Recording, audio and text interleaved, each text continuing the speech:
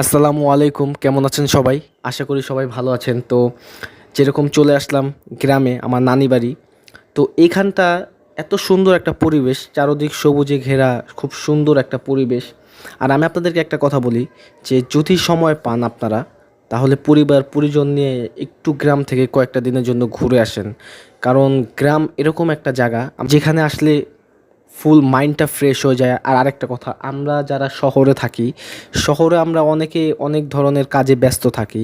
তো ওইভাবে কখনো নিজের জন্য একটা পার্সোনাল সময় বের করাটা খুব টাফ হয়ে যায় অনেকের ক্ষেত্রে। তো যখন আমরা গ্রামে আসি, গ্রামের যে ফ্রেশ আবহাওয়া, যে ফ্রেশ স্মেল, গাছের একটা স্মেল, মাটির একটা স্মেল, তো প্রকৃতির যে সৌন্দর্যটা, তো এটাকে খুব কাছ থেকে অনুভব করা যায় গ্রামে আসলে। আর গ্রাম হলো রিল্যাক্সেশনের জন্য খুব পারফেক্ট একটা জায়গা। কারণ গ্রামে আসলে আপনি প্রাকৃতিক আবহাওয়ার পাশাপাশি গ্রামের খোলা হাওয়াটা, খোলা পানি এবং মানে খুব সুন্দর একটা পরিবেশ আপনি এখানে পাবেন।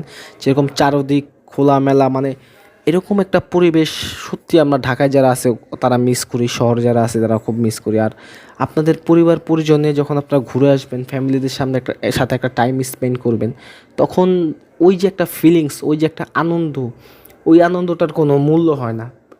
সো যদি সময় পান, ফ্রেন্ড বা পরিবারের সদস্য তাদেরকে নিয়ে একটু গ্রামে ঘুরে আসুন এবং গ্রামে একটু টাইম স্পেন্ড করুন, দেখবেন খুব ভালো লাগবে। তো সেরকমই আমি আমাদের নানি বাড়ি চলে আসলাম।